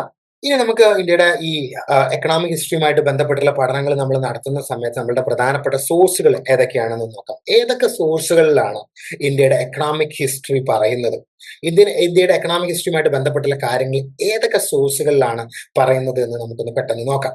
ഒന്ന് ഏതാണ്, ഈ വേദങ്ങൾ, ഋഗ്വേദ, സാമവേദ, അഥർവവേദ, യജുർവേദ പോലുള്ള വേദങ്ങൾ എന്താക്കുന്നുണ്ട്, ഇന്ത്യയുടെ എക്കണോമിക് കണ്ടീഷനെ പറ്റിയിട്ട്, ആളുകളുടെ ഒക്യുപ്പേഷനെ പറ്റിയിട്ടൊക്കെ പറയുന്നുണ്ട്. അപ്പൊ ഋഗ്വേദത്തിൽ പറയുന്ന, ഋഗ്വേദം എന്ന് പറഞ്ഞാൽ ആദ്യത്തെ വേദമാണ്. ഋഗ്വേദത്തിൽ പറയുന്ന, ഋഗ്വേദത്തിന് ശേഷമാണ് മറ്റു 3 വേദങ്ങൾ എഴുതപ്പെടുന്നത്. ഇപ്പൊ ഋഗ്വേദത്തിന്റെ ഒരു ടൈം പീരീഡ് എന്ന് പറയുന്നത് 1500 BCE മുതൽക്ക് 1000 BCE വരെയൊക്കെയാണ്. ഈ ഒരു ടൈമിലെ ജനങ്ങളുടെ മെയിൻ ഒക്യുപ്പേഷൻ എന്തായിരുന്നു എന്ന് ഋഗ്വേദം പറയുന്നത്. അപ്പൊ അതിൽ ഈ പറയുന്ന ഒരു കാര്യം വെച്ചാൽ ആളുകൾ കൂടുതലും പാസ്റ്ററലിസ്റ്റുകളായിരുന്നു എന്നാ പറയാം. അതായത് ഈ കന്നുകാലികളെ മേച്ച് നടക്കുന്ന ആളുകളായിരുന്നു അവർ എന്നാണ് പറയുന്നത്. അപ്പൊ അതില് ഈ ഗോ എന്ന് പറയുന്ന ഒരു ടേം ഒക്കെ മെൻഷൻ, ഗോ എന്ന് പറഞ്ഞാൽ കാറ്റിൽ എന്നാണ് മീനിങ്. പിന്നെ വേറെയും ഒരുപാട് സോഴ്സുകൾ. അപ്പം നമുക്ക് എങ്ങനെ ഡിവൈഡ് ചെയ്യാന്ന് വെച്ചാൽ, ഇപ്പൊ സാൻസ്ക്രിറ്റ് ടെക്സ്റ്റുകളുണ്ട്, അതായത് സംസ്കൃത ഭാഷയിൽ എഴുതപ്പെട്ടിട്ടുള്ള ടെക്സ്റ്റുകൾ, അതാണ് ഈ വേദങ്ങൾ. പിന്നെ സംസ്കൃതം ഭാഷയിൽ എഴുതപ്പെട്ടിട്ടുള്ള ഒരു ടെക്സ്റ്റാണ് മനുസ്മൃതി, ഇതിലും പറയുന്നുണ്ട്. പിന്നെ പാലി ലാംഗ്വേജ്, അതായത് കോമണേഴ്സിന്റെ ലാംഗ്വേജ്, സാധാരണക്കാരായിട്ടുള്ള ആളുകൾക്ക് സംസ്കൃതം ഉപയോഗിക്കാൻ പാടില്ലായിരുന്നു, അതിന് പെർമിഷൻ ഇല്ലായിരുന്നു. അപ്പൊ അവര് കൺവേഴ്സ് ചെയ്തിട്ടുണ്ടായിരുന്നത് പ്രാകൃത്, പാലി പോലുള്ള ഭാഷകളിലായിരുന്നു. അപ്പൊ ഈ പാലി ഭാഷകളിൽ, പാലി ലിപിയിൽ എഴുതപ്പെട്ടിട്ടുള്ള ഗ്രന്ഥങ്ങൾ, അതിന്റെ ഒരു ബെസ്റ്റ് എക്സാമ്പിൾ ആണ് സുത്താനിപാത, അതേപോലെ തന്നെ മിളിന്ദ പൻഹോ എന്നൊക്കെ പറയും. മിളിന്ദ പൻഹോ എന്ന് പറഞ്ഞു കഴിഞ്ഞാൽ ബുക്കിനെ പറ്റിയിട്ട് നിങ്ങൾ പഠിച്ചിട്ടുണ്ടായിരിക്കും. ബുദ്ധിസം റിലേറ്റഡ് ആയിട്ടുള്ള ഫേമസ് ആയിട്ടുള്ള ഒരു ബുക്കാണ്. നാഗസേന എന്ന് പറയുന്ന ഒരു രാജാവിന്റെ സംശയങ്ങളാണ് അതിൽ മെയിൻ ആയിട്ട് പറയുന്നത്. ഒരു ബുദ്ധമത സന്യാസിയും അതേപോലെ തന്നെ നാഗസേന എന്ന് പറയുന്ന ഒരു രാജാവും തമ്മിലുള്ള ഒരു കൺവേഴ്സേഷൻ ആണ് മിലിന്ദ പൻഹോ എന്ന് പറയുന്നത്. അപ്പൊ അതൊരു ബുദ്ധിസ്റ്റ് ടെക്സ്റ്റ് ആണ്. അപ്പൊ അതിലും എന്താക്കുന്നുണ്ട്, അഗ്രികൾച്ചറിനെ പറ്റിയിട്ടുള്ള റെഫറൻസുകൾ. അപ്പൊ അതിൽ പറയുന്ന ഒരു കാര്യം എന്താണെന്ന് വെച്ചാൽ, ഈ സുത്താനിപാത, മിലിന്ദ പൻഹോ പോലുള്ള ഗ്രന്ഥങ്ങളൊക്കെ ഒരു 600 BCEക്ക് ശേഷമാണ് എഴുതപ്പെടുന്നത്. അപ്പൊ അതിൽ പറയുന്ന ഒരു കാര്യം എന്താണെന്ന് വെച്ച് കഴിഞ്ഞാൽ, ഈ സമയമൊക്കെ ആയ സമയത്ത്, ഒരു 6-ാം നൂറ്റാണ്ടൊക്കെ ആയ സമയത്ത് ആളുകളുടെ ഒരു മെയിൻ ഒക്യുപ്പേഷൻ ആയിട്ട് അഗ്രികൾച്ചർ മാറിയിട്ടുണ്ടായിരുന്നു എന്നാണ് പറയുന്നത്. അതേപോലത്തെ മറ്റൊരു ഇമ്പോർട്ടന്റ് ആയിട്ടുള്ള സോഴ്സ് ആണ് അർത്ഥശാസ്ത്രം. അതിനെപ്പറ്റി നിങ്ങൾക്ക് പറഞ്ഞു തരേണ്ട കാര്യമില്ല. കൗടില്യൻ എഴുതിയിട്ടുള്ള, മൗര്യ കാലഘട്ടത്തിൽ എഴുതപ്പെട്ടിട്ടുള്ള ഒരു ബുക്കാണ് അർത്ഥശാസ്ത്രം. അതേപോലെ തന്നെ ഹർഷചരിത, ബാണഭട്ട എഴുതിയിട്ടുള്ള ഹർഷവർദ്ധനനെ പറ്റിയിട്ടുള്ള, പുഷ്യഭൂതി റൂളർ ആയിട്ടുള്ള ഹർഷവർദ്ധനനെ പറ്റിയിട്ടുള്ള ബുക്കാണ് ഹർഷചരിത. അപ്പൊ അതിൽ എന്താക്കുന്നുണ്ട്, ഇതേപോലെ അഗ്രികൾച്ചറിനെ പറ്റിയിട്ടും ആളുകളുടെ ഒക്യുപ്പേഷനെ പറ്റിയിട്ടും പറയുന്നുണ്ട്. പിന്നെ മറ്റൊരു ഇമ്പോർട്ടന്റ് ആയിട്ടുള്ള സോഴ്സ് എന്ന് പറയുന്നത് ലാൻഡ് ഗ്രാൻസ് ആണ്. അതായത് ഈ ശിലാലിഖിതങ്ങൾ, അതായത് ഓരോ ആളുകൾക്ക്, ഇപ്പൊ രാജാക്കന്മാര് അവരുടെ ഒഫീഷ്യൽസിന് ഭൂമി കൈമാറുന്ന സമയത്ത് അതിൽ എഴുതും, ഇന്ന ആൾക്ക് ഇത്ര ഏക്കർ ഭൂമി കൊടുക്കുന്നുണ്ട്. അപ്പൊ അത് ആ രേഖകളിൽ എഴുതിയിട്ടുണ്ടായിരിക്കും, ഈ ഭൂമി കൃഷിഭൂമിയാണ്, ഞാനത് ഇയാൾക്ക് കൊടുക്കുകയാണ്, ഇയാൾക്ക് അവിടെ കൃഷി ചെയ്യാം എന്നുള്ള രീതിയിൽ എഴുതിയിട്ടുണ്ടായിരുന്നു. അപ്പം ഈ ഇതൊക്കെയാണ് പ്രധാനപ്പെട്ട സോഴ്സുകൾ. ലാൻഡ് ഗ്രാൻസ്, അതേപോലെ തന്നെ ഈ വേദങ്ങൾ, മനുസ്മൃതി, മിലിന്ദ മനോഹർ പോലുള്ള ബുക്കുകൾ. അപ്പൊ ഒന്ന് ആർക്കിയോളജിക്കൽ സോഴ്സ് ആണ്, ഈ ലാൻഡ് ഗ്രാൻസ് എന്ന് പറയുന്ന ആർക്കിയോളജിക്കൽ സോഴ്സ് ആണ്. പിന്നെ ഈ ബുക്കുകൾ, ഈ വേദങ്ങളാവട്ടെ മനുസ്മൃതി ആവട്ടെ, ഇതെല്ലാം ടെക്സ്റ്റൽ എവിഡൻസുകളുമാണ്. ഇങ്ങനെ രണ്ടായിട്ട്. ഓക്കെ, അപ്പൊ ഈ ഇത്രയും സോഴ്സുകൾ എന്താക്കുന്നുണ്ട്, അഗ്രികൾച്ചറിനെ പറ്റിയിട്ട് ഈ ഇതെല്ലാം ചർച്ച ചെയ്യുന്നത് ആൻഷ്യന്റ് ഇന്ത്യയുടെ എക്കണോമിയാണ്. ഇതിലെല്ലാം പറയുന്നത് ആൻഷ്യന്റ് ഇന്ത്യയുടെ സമയത്ത് ആളുകളുടെ മെയിൻ പ്രൊഫഷൻ എന്തായിരുന്നു എന്നതിനെ പറ്റിയിട്ട്, അവരെങ്ങനെയാണ് കൃഷി ചെയ്തത്. അതേപോലെ തന്നെ ഇപ്പൊ അർത്ഥശാസ്ത്രത്തിലൊക്കെ പറയുന്നുണ്ട് ആളുകളെ കൃഷി ചെയ്യാൻ വേണ്ടിയിട്ട് എൻകറേജ് ചെയ്യണം എന്ന് പറയുന്നുണ്ട്. കാരണം അങ്ങനെ എൻകറേജ് ചെയ്താൽ മാത്രമേ ആളുകളുടെ കയ്യിൽ നിന്ന് കൃഷിഭൂമിയിൽ നിന്ന് ടാക്സ് ഈടാക്കാൻ കഴിയുള്ളൂ. അങ്ങനെ ടാക്സ് ഈടാക്കിയാൽ മാത്രമേ ഒരു എംപയർ മുന്നോട്ട് കൊണ്ടുപോകാൻ പറ്റുള്ളൂ എന്നുള്ള രീതിയിലൊക്കെ അർത്ഥശാസ്ത്രത്തിലൊക്കെ പറയുന്നുണ്ട്. അപ്പം അർത്ഥശാസ്ത്രത്തിലൊക്കെ പറയുന്ന ഒരു കാര്യം, ആളുകളുടെ മെയിൻ ഒക്യുപ്പേഷൻ എന്ന് പറയുന്നത് അഗ്രികൾച്ചർ ആയിരുന്നു എന്ന് പറയുന്നുണ്ട്. അതേപോലെ തന്നെ അർത്ഥശാസ്ത്രത്തിൽ പറയുന്നുണ്ട്, എന്താക്കുന്നുണ്ട്, ഈ ഫോറസ്റ്റഡ് ആയിട്ടുള്ള ഏരിയാസ്, അതായത് അഗ്രികൾച്ചറിന് കൃഷിക്ക് ഉപയോഗിക്കാത്ത ഭൂമികൾ കൃഷിക്ക് ഉപയോഗമാക്കണം എന്ന് പറയാം. അതായത് അവിടുത്തെ കാടൊക്കെ വെട്ടിത്തെളിച്ച് ഭൂമിയൊക്കെ നിരപ്പാക്കിയിട്ട് അവിടെ കൃഷി ചെയ്യണം എന്ന് പറയുന്നുണ്ട്. അതായത് ശൂദ്രാസിനെ കൊണ്ടുവന്നിട്ട് ആ കാടൊക്കെ വെട്ടി ലെവലാക്കിയിട്ട് അവിടെ കൃഷി ഇറക്കാൻ ശൂദ്രാസിനെ എൻകറേജ് ചെയ്യണം എന്ന് അർത്ഥശാസ്ത്രത്തിൽ പറയുന്നുണ്ട്. എങ്കിൽ മാത്രമേ സ്റ്റേറ്റിന് ടാക്സ് കളക്ട് ചെയ്യാൻ പറ്റുള്ളൂ എന്നുള്ള രീതിയിലും പറയുന്നുണ്ട്. അപ്പൊ അന്നത്തെ സമൂഹങ്ങളിൽ അഗ്രികൾച്ചറിന് വളരെയധികം ഇമ്പോർട്ടൻസ് കൊടുത്തിട്ടുണ്ടായിരുന്നു എന്നുള്ളതാണ് ഈ എവിഡൻസിൽ നിന്നൊക്കെ നമുക്ക് വ്യക്തമാകുന്നത്. അന്നത്തെ കാലത്ത് ആളുകൾ ഫോക്കസ് ചെയ്തിട്ടുണ്ടായിരുന്നത് അഗ്രികൾച്ചർ ആയിരുന്നു അവരുടെ മെയിൻ ഒക്യുപ്പേഷൻ എന്നുള്ള കാര്യം. അഗ്രികൾച്ചർ ആ സമയത്തെ എക്കണോമിയെ ബൂസ്റ്റ് ചെയ്തിട്ടുണ്ടായിരുന്നു എന്നുള്ളതും ഇതിൽ നിന്നൊക്കെ വ്യക്തമാണ്. ഇത്രയാണ് പ്രധാനപ്പെട്ട സോഴ്സുകൾ. അപ്പം ഈ ഗ്രന്ഥങ്ങളിൽ നിന്നൊക്കെ ഈ അന്നത്തെ കാലഘട്ടത്തിലെ എക്കണോമിയെ പറ്റിയിട്ട് ഒരു റെഫറൻസുകൾ ഉണ്ട്. അടുത്ത് നമുക്ക് സുൽത്താനി പാതയെ പറ്റിയിട്ട് ഒന്ന് ഡിസ്കസ് ചെയ്യാം. സുൽത്താനി പാതയിൽ ആളുകളെ കൃഷിയെ പറ്റിയിട്ട് പറയുന്നത്, ആളുകൾ ഉണ്ടാക്കിയിട്ടുള്ള അവരുടെ ക്രോപ്സിനെ പറ്റിയിട്ട്, അവർ കൃഷി ചെയ്ത ഉൽപ്പന്നങ്ങളെ പറ്റിയിട്ട് എല്ലാം പറയുന്നുണ്ട്. ലാൻഡിനെ പറ്റിയിട്ട് പറയുന്നുണ്ട്, ആളുകൾ ഏതൊക്കെ തരത്തിലുള്ള ലാൻഡുകളാണ് ഉപയോഗിച്ചിട്ടുണ്ടായിരുന്നത് എന്നതിനെ പറ്റിയിട്ട് പറയുന്നുണ്ട്. അതേപോലെ തന്നെ ആളുകൾ കൃഷി ചെയ്യാൻ വേണ്ടിയിട്ട് എങ്ങനെയാണ് മൃഗങ്ങളെ ഉപയോഗിച്ചിട്ടുണ്ടായിരുന്നത് എന്ന് പറയുന്നത്. അപ്പൊ ഇതിൽ ഈ സുൽത്താനി പാതയിലെ മൃഗങ്ങളെ ഡിസ്ക്രൈബ് ചെയ്യുന്നത് അന്നദ, വന്നത, സുഖത എന്നൊക്കെ പറഞ്ഞുകൊണ്ടാണ്. അതായത് ഈ അന്നദ എന്ന് പറഞ്ഞാൽ ഗിവർ ഓഫ് ഫുഡ്, ആളുകൾക്ക് ഭക്ഷണം കൊടുക്കാൻ. എന്താണ് ഈ മൃഗങ്ങളെ ഉപയോഗിച്ചിട്ടാണ് കൃഷി ചെയ്യുന്നത്. അതേപോലെ തന്നെ വന്നത എന്ന് പറഞ്ഞാൽ ഗിവർ ഓഫ് ബ്യൂട്ടി. അതേപോലെ തന്നെ സുഖത എന്ന് പറഞ്ഞാൽ ഗിവർ ഓഫ് ഹാപ്പിനെസ്. കാരണം എന്താണ്, സന്തോഷം കൊടുക്കുന്നതാണ്. കാരണം ഇൻകം കിട്ടും, ആ ഇൻകം ഉപയോഗിച്ച് ആളുകൾക്ക് സന്തോഷമായിട്ട് ജീവിക്കാം. അപ്പൊ ഈ തരത്തിലുള്ള റെഫറൻസുകൾ ഉണ്ട്. അപ്പൊ ആളുകൾ പശുവിനെ ഉപയോഗിച്ച് കൃഷി ചെയ്തിട്ടുണ്ടായിരുന്നു എന്നുള്ളത് ഈ സുൽത്താനി പാതയിൽ നിന്ന് വളരെ വ്യക്തമാണ്. അപ്പം ആളുകള് എങ്ങനെയാണ് കൃഷി ചെയ്തിട്ടുണ്ടായിരുന്നത് എന്നതിനെ സംബന്ധിച്ച്, ഏതൊക്കെ തരത്തിലുള്ള ഭൂമിയാണ് അവർ ഉപയോഗിച്ചിട്ടുണ്ടായിരുന്നതിനെ സംബന്ധിച്ച്, ഏതൊക്കെ തരത്തിലുള്ള പ്രൊഡക്റ്റുകളാണ് അവർ പ്രൊഡ്യൂസ് ചെയ്തിട്ടുണ്ടായിരുന്നത് എന്നതിനെ സംബന്ധിച്ച് എല്ലാത്തിനെ സംബന്ധിച്ചും നമ്മൾ നേരത്തെ ഡിസ്കസ് ചെയ്തിട്ടുള്ള സോഴ്സുകളിൽ വളരെ ഡീറ്റെയിൽ ആയിട്ട് പറയുന്നുണ്ട്. അതേപോലെ തന്നെ പിന്നെ മിലിന്ദ പൻഹോലും മനുസ്മൃതിയിലും പറയുന്ന ഒരു കാര്യം എന്താണെന്ന് വെച്ച് കഴിഞ്ഞാൽ, ആരാണോ തരിശുഭൂമി കൃഷിഭൂമിയാക്കി മാറ്റുന്നത്, അല്ലെങ്കിൽ കാട് പിടിച്ചു കിടക്കുന്ന ഭൂമി കൃഷിഭൂമിയാക്കി മാറ്റുന്നത്, അയാളാണ് ആ ഭൂമിയുടെ ഓണർ എന്ന് മിലിന്ദ പൻഹോലും മനുസ്മൃതിയിലും പറയുന്നത്. അപ്പൊ ഈ റെഫറൻസുകളെല്ലാം നമ്മളോട് പറയുന്നത് എന്താണ്, ആ സമയത്ത് കൃഷി ഒരു ഇമ്പോർട്ടന്റ് ആയിട്ടുള്ള ആസ്പെക്ട് ആയിട്ട് മാറിയിട്ടുണ്ടായിരുന്നു ഇന്ത്യയുടെ എക്കണോമിയിൽ എന്നുള്ളതാണ്. അതേപോലെ തന്നെ ഈ പറയുന്ന ടെക്സ്റ്റുകളിലെല്ലാം തന്നെ ഒരുപാട് ടെർമിനോളജീസ് യൂസ് ചെയ്യുന്നുണ്ട് അഗ്രികൾച്ചർ റിലേറ്റഡ് ആയിട്ടുള്ള കാര്യങ്ങൾ സൂചിപ്പിക്കാൻ വേണ്ടിയിട്ട്. ഇപ്പൊ കേദറ എന്ന് പറയുന്ന ഒരു ടേം യൂസ് ചെയ്യുന്നുണ്ട്. അതിന്റെ മീനിങ് എന്ന് പറഞ്ഞാൽ പ്ലോട്ട് എന്നാണ്. അതായത് ഈ കേദറ എന്ന് പറയുന്ന വാക്ക് സുൽത്താനി പാതയിലാണ് മെൻഷൻ ചെയ്യുന്നത്. സുൽത്താനി പാത എന്ന് പറയുന്നത് ആദ്യത്തെ ഒരു പാലി ഭാഷയിൽ ആദ്യ കാലഘട്ടത്തിൽ എഴുതപ്പെട്ടിട്ടുള്ള വളരെ പുരാതനമായിട്ടുള്ള ഒരു ടെക്സ്റ്റ് ആണ്, ഒരു ബുക്കാണ് ഈ സുൽത്താനി പാത. അപ്പൊ അതിൽ കേദറ എന്ന് പറയുന്ന ടേം മെൻഷൻ ചെയ്യും. കേദറ എന്ന് പറഞ്ഞാൽ പ്ലോട്ട് എന്നാണ്, ഭൂമി എന്നാണ് മീനിങ്. റൊപ്പന എന്ന് പറഞ്ഞാൽ ട്രാൻസ്പ്ലാന്റേഷൻ, അതായത് ഇപ്പൊ നെല്ല് നമ്മൾ വിതച്ച് ഒന്ന് വിളവ് വന്നതിന്റെ ശേഷം നമ്മൾ എന്താക്കും, അത് വേറെ സ്ഥലത്തേക്ക് മാറ്റി ട്രാൻസ്പ്ലാന്റ് ചെയ്യും. അതിനെയാണ് നമ്മൾ ട്രാൻസ്പ്ലാന്റേഷൻ എന്ന് വിളിക്കുക. അപ്പം അത് ആ ടേമിന്റെ മീനിങ് അതാണ്. പിന്നെ കെട്ട എന്ന് പറഞ്ഞാൽ കൾട്ടിയബിൾ ലാൻഡ്, കൃഷിയോഗ്യമായിട്ടുള്ള ലാൻഡിനെയാണ് കെട്ട എന്ന് വിളിച്ചിട്ടുണ്ടായിരുന്നത്. ഉഷര എന്ന് പറഞ്ഞാൽ വേസ്റ്റ് ലാൻഡ്, കൃഷിയൊന്നും സാധ്യമാവാത്ത ലാൻഡ്. പിന്നെ ഗൊത്സറ എന്ന് പറഞ്ഞു കഴിഞ്ഞാൽ ഗ്രീസിങ് ഈ ലാൻഡ്, അതായത് കന്നുകാലികളൊക്കെ മേഞ്ഞു നടക്കാൻ പറ്റുന്ന ചെറിയ ചെറിയ കുറ്റി പുല്ലുകൾ മാത്രം ഉണ്ടാവുന്ന ഏരിയാസ്, അതിനെയാണ് ഗൊസറ എന്ന് വിളിച്ചിട്ടുണ്ടായിരുന്നത്. അപ്പൊ ഇതെല്ലാം ഇത്തരത്തിലുള്ള ടെർമിനോളജീസ് എല്ലാം ഈ പറയുന്ന സോഴ്സുകളിൽ, നമ്മൾ നേരത്തെ ഡിസ്കസ് ചെയ്തിട്ടുള്ള സോഴ്സുകളിൽ വരുന്നുണ്ട്. അപ്പൊ അതെല്ലാം നമ്മളോട് പറയുന്ന എന്താ, അന്നത്തെ കാലഘട്ടത്തിലെ ജനങ്ങളുടെ ഒരു മെയിൻ ഉപജീവന മാർഗം കൃഷിയായിരുന്നു എന്നാണ്. അതേപോലെ തന്നെ ആളുകൾ പല തരത്തിലുള്ള ലാൻഡ് ഉപയോഗിച്ചിട്ടുണ്ടായിരുന്നു. കൾട്ടിവബിൾ ലാൻഡ് ഉപയോഗിച്ചിട്ടുണ്ടായിരുന്നു, ഫോറസ്റ്റഡ് ലാൻഡ് ഉപയോഗിച്ചിട്ടുണ്ടായിരുന്നു, വേസ്റ്റ് ലാൻഡ് ഉപയോഗിച്ചിട്ടുണ്ടായിരുന്നു, പല തരത്തിലുള്ള ലാൻഡുകൾ ഉപയോഗിച്ചിട്ടുണ്ടായിരുന്നു. അതേപോലെ തന്നെ പല കാറ്റഗറിയിലുള്ള ലാൻഡുകളും അന്ന് അവൈലബിൾ ആയിരുന്നു എന്നുള്ളതും ഇതിൽ നിന്ന് വ്യക്തമാണ്. പല ടൈപ്പിലുള്ള പല കാറ്റഗറി, അതാണ് എന്ത് കൾട്ടിവബിൾ ലാൻഡ്, കൃഷിയോഗ്യമായ ഭൂമി, കൃഷിക്ക് യോഗ്യമല്ലാത്ത വേസ്റ്റ് ലാൻഡ് ആയിട്ടുള്ള ഭൂമി, ഫോറസ്റ്റഡ് ആയിട്ടുള്ള ഭൂമി, അങ്ങനെയുള്ള ഭൂമികൾ. അപ്പൊ പല തരത്തിലുള്ള ഭൂമികൾ അന്ന് നിലനിന്നിട്ടുണ്ടായിരുന്നു എന്നുള്ളതും ഇതിൽ നിന്ന് വ്യക്തമാണ്. ഇവിടെ നിങ്ങൾക്ക് കാണാൻ കഴിയും ഓരോ സമയത്ത് ആളുകളുടെ മെയിൻ ഒക്യുപ്പേഷൻ എന്തായിരുന്നു എന്നുള്ളത് ഇവിടെ ഡിഫൈൻ ചെയ്തിട്ടുണ്ട്. പോസ്റ്റ് മോഡേൺ പീരീഡ് ഒക്കെ ആയ സമയത്ത് ഒരുപാട് ഒക്യുപ്പേഷൻസ്, പ്രൊലിഫറേഷൻ ഓഫ് ഒക്യുപ്പേഷൻ നടന്നിട്ടുണ്ടായിരുന്നു എന്നാണ് ചരിത്രകാരന്മാർ പറയുന്നത്. പല ആളുകൾ പല തരത്തിലുള്ള ജോലികൾ, ചില ആളുകൾ ഡോക്ടർമാരായിട്ടുണ്ട്, ചില ആളുകൾ പോർട്ടേഴ്സ് ആയിട്ടുണ്ടായിരുന്നു, ചില ആളുകൾ കച്ചവടക്കാരായിട്ടുണ്ടായിരുന്നു, ചില ആളുകൾ കരകൗശല മേഖലകളിൽ ഇൻവോൾവ് ചെയ്തിട്ടുണ്ടായിരുന്നു, ചില ആളുകൾ കൃഷി, അങ്ങനെ വൈഡ് വെറൈറ്റി ഓഫ് എക്കണോമിക് ആക്ടിവിറ്റീസിൽ ഇൻവോൾവ് ചെയ്തിട്ടുണ്ടായിരുന്ന ആളുകൾ അന്നുണ്ടായിരുന്നു.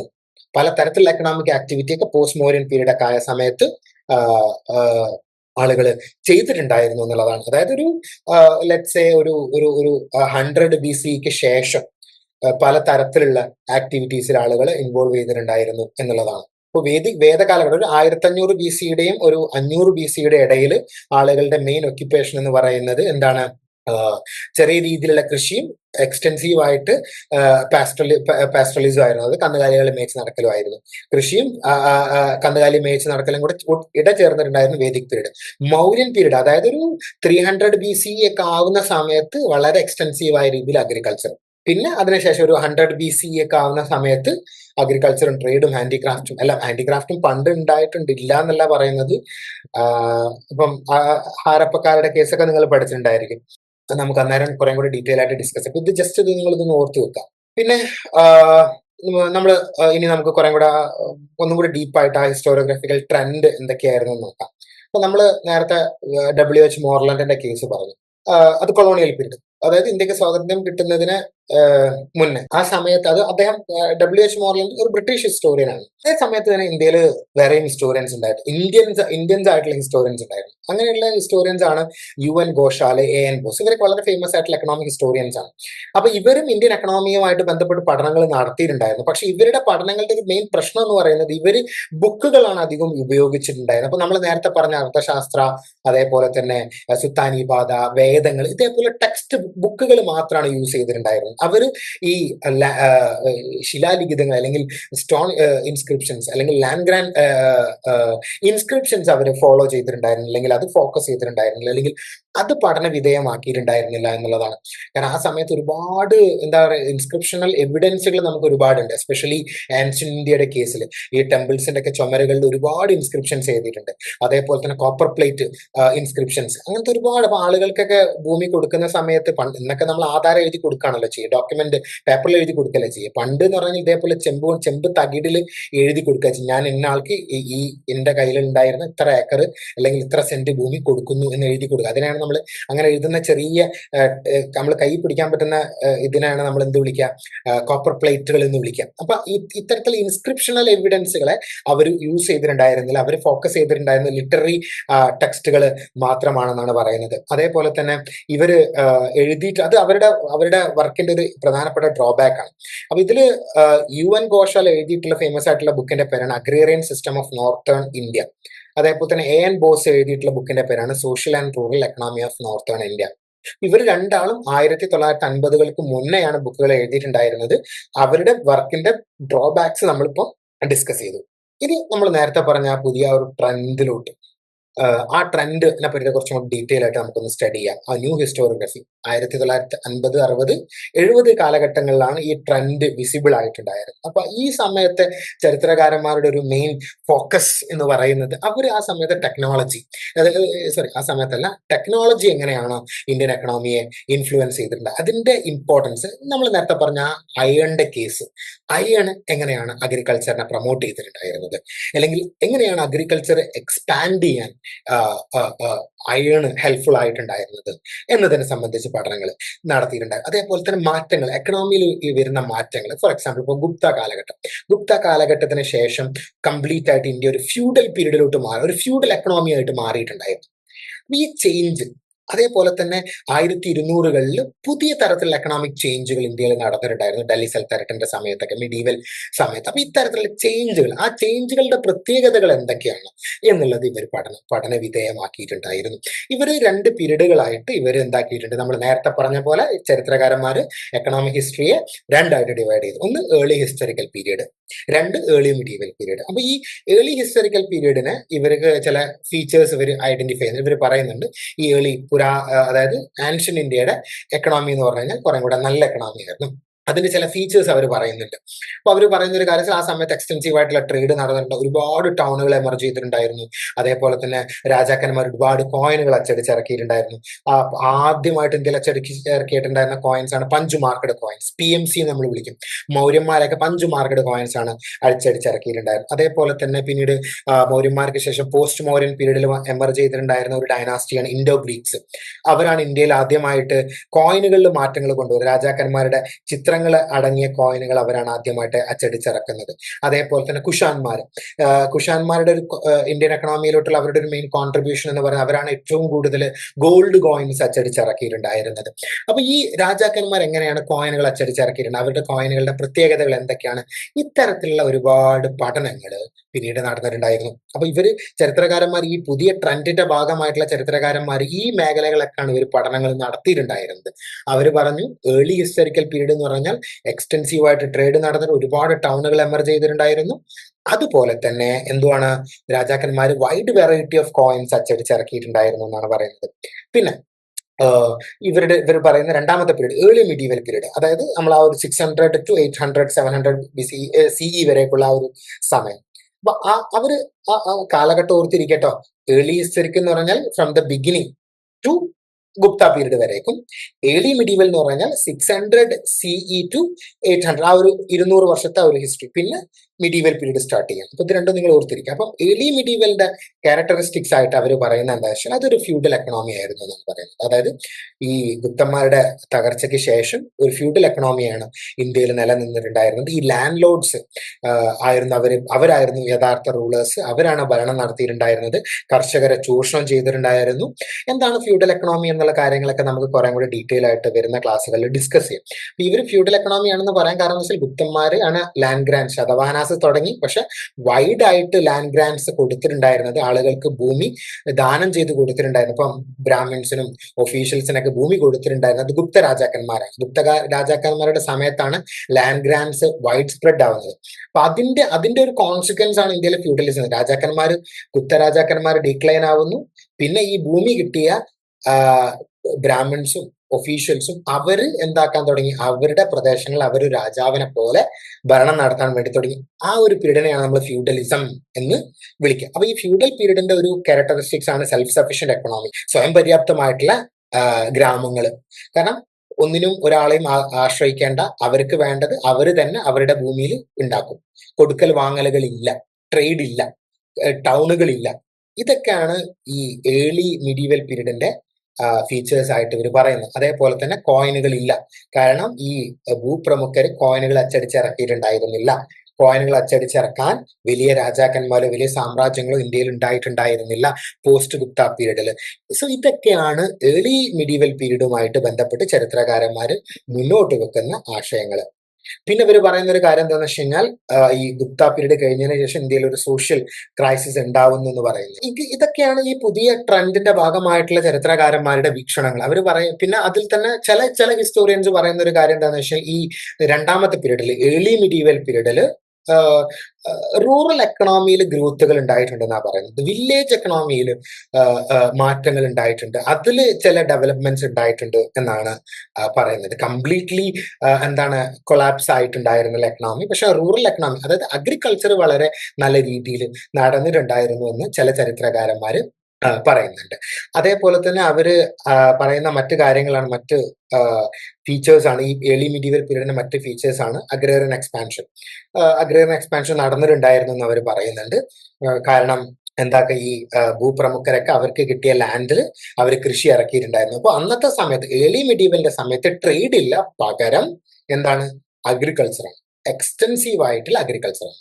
അതേപോലെ തന്നെ പെസന്റൈസേഷൻ ഓഫ് ട്രൈബ്സ്. പെസന്റൈസേഷൻ ഓഫ് ട്രൈബ്സ് എന്ന് പറഞ്ഞു കഴിഞ്ഞാൽ ഈ കാടുകളിൽ താമസിച്ചിരുന്ന ട്രൈബൽസിനെ കൊണ്ടുവന്നിട്ട്, അല്ലെങ്കിൽ ട്രൈബൽസിന്റെ ഏരിയാസ് വെട്ടി നിരത്തി അത് കൃഷിഭൂമിയാക്കിയിട്ട് ഈ ട്രൈബൽസിനെ എന്താക്കി മാറ്റും, അഗ്രികൾച്ചർ കർഷകരായിട്ട്, പെസൻസ് ആയിട്ട്, ഫാർമേഴ്സ് ആയിട്ട് മാറ്റും. അതിനെയാണ് നമ്മൾ പെസന്റൈസേഷൻ എന്ന് വിളിക്കുക. അതായത് എന്താണ്, ഫോറസ്റ്റഡ് ലാൻഡിലോട്ടുള്ള എൻക്രോച്ച്മെന്റ്, കടന്നുകയറ്റം. ഫോറസ്റ്റഡ് ലാൻഡ് വെട്ടി മാറ്റിക്കൊണ്ട് കൃഷിഭൂമിയാക്കി മാറ്റാം, അവിടെയുള്ള ആളുകളെ കർഷകരാക്കിയിട്ട് മാറ്റാം. അതിനാണ് പെസന്റൈസേഷൻ. അപ്പം പെസന്റൈസേഷൻ നടന്നിട്ടുണ്ടായിരുന്നു ചരിത്രകാരന്മാർ പറയുന്നുണ്ട്. അതേപോലെ തന്നെ ലോക്കൽ സ്റ്റേറ്റ് ഫോർമേഷൻ. ഓരോ റീജിയൻ, ഓരോരോ ലൊക്കാലിറ്റിയിലും ഓരോരോ രാജാക്കന്മാർ, ഓരോരോ ചെറിയ ചെറിയ കിങ്ഡംസ്, ഡൈനാസ്റ്റീസ് ഉണ്ടായിട്ടുണ്ടായിരുന്നു. അതിനെയാണ് നമ്മൾ ലോക്കൽ സ്റ്റേറ്റ് ഫോർമേഷൻ എന്നൊക്കെ നമ്മൾ വിളിക്കുന്നത്. പിന്നെ പറയുന്നത് മറ്റൊരു ഇമ്പോർട്ടന്റ് ആയിട്ടുള്ള കാര്യം എന്താണെന്ന് വെച്ച് കഴിഞ്ഞാൽ, ഈ ചരിത്രകാരന്മാര് നടത്തിയിട്ടുള്ള മറ്റൊരു ഇമ്പോർട്ടന്റ് ആയിട്ടുള്ള അവരുടെ ഒരു കോൺട്രിബ്യൂഷൻ എന്ന് പറയുന്നത് റീജിയണൽ സ്റ്റഡീസ്. അപ്പൊ നമ്മൾ നേരത്തെ പറഞ്ഞ പോലെ ഓരോ ആളുകളും ഓരോരോ റീജിയൻസ് ഫോക്കസ് ചെയ്ത് സ്റ്റഡീസ് നടത്താൻ വേണ്ടി തുടങ്ങി. പണ്ടുള്ള ചരിത്രകാരന്മാരെന്ന് പറയുമ്പോൾ വെറും പാടലിപുത്രയും രാജഗിരിയും മാത്രം ഫോക്കസ് ചെയ്ത് പഠനം നടത്തിയിട്ടുണ്ടായിരുന്ന ആളുകളാണ്. ഇപ്പൊ പുതിയ ട്രെൻഡിന്റെ ഭാഗമായിട്ട് വന്നിട്ടുള്ള ചരിത്രകാരന്മാർ റീജിയൻസിന് ഇമ്പോർട്ടൻസ്, റീജിയൻ വൈസ് സ്റ്റഡീസിന് ഇമ്പോർട്ടൻസ് കൊടുത്തു എന്നുള്ളതാണ്. അവർ ഈ ഗാൻജറ്റിക് റീജിയൻ അല്ലാത്ത റീജിയൻ അവർ ഫോക്കസ് ചെയ്യാൻ വേണ്ടിയിട്ട് തുടങ്ങി എന്നുള്ളതാണ്. അതായത് ഇപ്പൊ തമിഴ്നാട്, ഗുജറാത്ത്, രാജസ്ഥാൻ, ഇതൊക്കെ ഗാൻജറ്റിക് റീജിയന്റെ പുറത്തുള്ള, ഗാൻജറ്റിക് ബെൽറ്റിന് പുറത്തുള്ള റീജിയൻസ് ആണ്. ഈ റീജിയൻസിനെ ബേസ് ചെയ്തുകൊണ്ട് അവർ പഠനങ്ങൾ നടത്താൻ വേണ്ടി തുടങ്ങി. ഈ റീജിയനിൽ നടന്നിട്ടുള്ള എക്കണോമിക് ചേഞ്ചുകൾ എന്തൊക്കെയാണെന്ന് അവർ പഠിക്കാൻ വേണ്ടിയിട്ട് തുടങ്ങിയിട്ടുണ്ടായിരുന്നു. ഇതൊക്കെയാണ് ഇവർ ഈ പുതിയ ട്രെൻഡിന്റെ ഭാഗമായിട്ട് വന്നിട്ടുള്ള ചരിത്രകാരന്മാർ ഹിസ്റ്ററിക്ക് അല്ലെങ്കിൽ എക്കണോമിക് ഹിസ്റ്റോറിയോഗ്രഫിക്ക് നൽകിയിട്ടുള്ള കോൺട്രിബ്യൂഷൻസ്. പിന്നെ അന്നത്തെ കാലഘട്ടത്തിൽ ചില ഉപയോഗിച്ചിരുന്ന ചില ടെർമിനോളജീസ് ആണ് നിങ്ങളുടെ ബുക്കിൽ ഈ ചില ടെർമിനോളജീസ് കൊടുത്തിട്ടുണ്ട്. അപ്പൊ അത് ജസ്റ്റ് ഒന്ന് ഓർത്തിരിക്കാൻ വേണ്ടിയിട്ട് കൊണ്ടുവന്നിട്ടുള്ളതാണ്. വനികാസ് എന്ന് പറഞ്ഞാൽ പെറ്റി ട്രേഡേഴ്സ്, സാധാരണക്കാരായിട്ടുള്ള ചെറിയ ചെറിയ കച്ചവടങ്ങൾ ചെയ്യുന്ന ആൾക്കാരാണ്. ബഞ്ചറാസ് എന്ന് പറഞ്ഞാൽ സാധനങ്ങൾ ഒരു പ്ലേസിൽ നിന്ന് മറ്റൊരു പ്ലേസിലോട്ട് എടുത്തു കൊണ്ടുപോകുന്ന ആളുകളെയാണ്. പെഡ്ലേഴ്സ് ആണ്, അവരാണ് എടുത്തുകൊണ്ടുപോകുക. പിന്നെ സർത്തവാഹാസ് എന്ന് പറഞ്ഞു കഴിഞ്ഞാൽ കാരവൻ ട്രേഡേഴ്സ്, അതായത് ഗ്രൂപ്പ് ആയിട്ടുള്ള മെർച്ചൻസിനെയാണ് നമ്മളെ കാരവാൻ ട്രേഡേഴ്സ് വിളിക്കുക. അതായത് ഒരു പ്ലേസ്, ഇപ്പോൾ തമിഴ്നാട്ടിൽ നിന്ന് ഡൽഹിയിലോട്ട് പോകുന്ന ഒരു 100-150 മെർച്ചൻസ് ആയിട്ട് പോകുന്ന ആൾക്കാരെ നമ്മൾ എന്ത് വിളിക്കും, കാരവാൻ ട്രേഡേഴ്സ് എന്ന് വിളിക്കും. പിന്നെ ശ്രേഷ്ഠീസ് എന്ന് പറഞ്ഞാൽ റിച്ച് മെർച്ചൻസ്, പിന്നെ രാജശ്രേഷ്ഠീസ് എന്ന് പറഞ്ഞു കഴിഞ്ഞാൽ റോയൽ മെർച്ചൻസ്. അപ്പൊ ഈ ടെർമിനോളജീസ് ഒന്ന് ജസ്റ്റ് ഓർത്തിരിക്കുക. കച്ചവടക്കാരെ ഡിനോട്ട് ചെയ്യാൻ വേണ്ടിയിട്ട് ഉപയോഗിച്ചിട്ടുണ്ടായിരുന്ന ടെർമിനോളജീസ് ആണ്, ടേംസ് ആണ് ഇതെല്ലാം.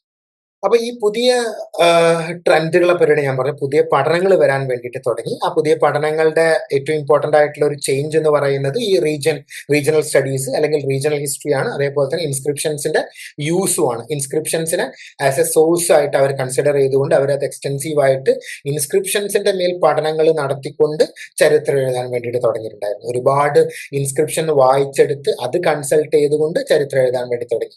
ബുക്കുകൾ വായിച്ച് ചരിത്രം എഴുതാൻ വേണ്ടിയിട്ട് തുടങ്ങിയിട്ടുണ്ടായിരുന്നു. അതേപോലെ തന്നെ ആ ജനറലൈസേഷൻ അവർ അവോയ്ഡ് ചെയ്തിട്ടുണ്ടായിരുന്നു.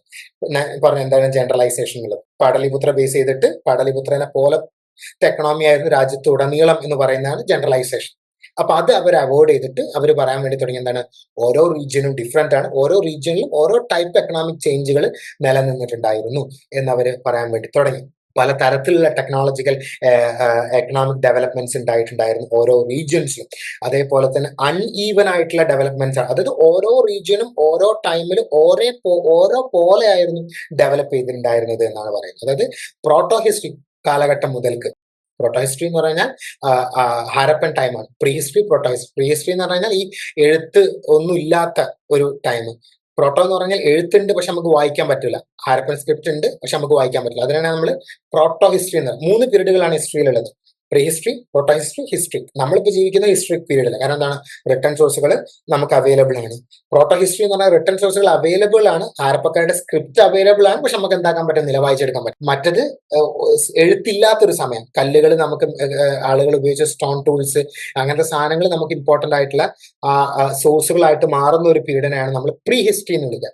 കല്ലുകൾ, എഴുത്ത് വായിക്കാൻ പറ്റാത്തൊരു സ്ഥിതി, എഴുത്തും എല്ലുമുള്ള ഒരു മൂന്നെണ്ണം. ഓക്കെ, അപ്പൊ അത് ജസ്റ്റ് ഓർത്തിരിക്കുക. അപ്പം പ്രോട്ടോഹിസ്റ്ററിക് ടൈം മുതൽ അൺഈവൻ ആയിട്ടുള്ള എക്കണോമിക് ഗ്രോത്ത് ആണ് ഇന്ത്യയിൽ നിലനിന്നിട്ടുണ്ടായിരുന്നത് എന്നാണ് ഈ ചരിത്രകാരന്മാര് പറയുന്നത്.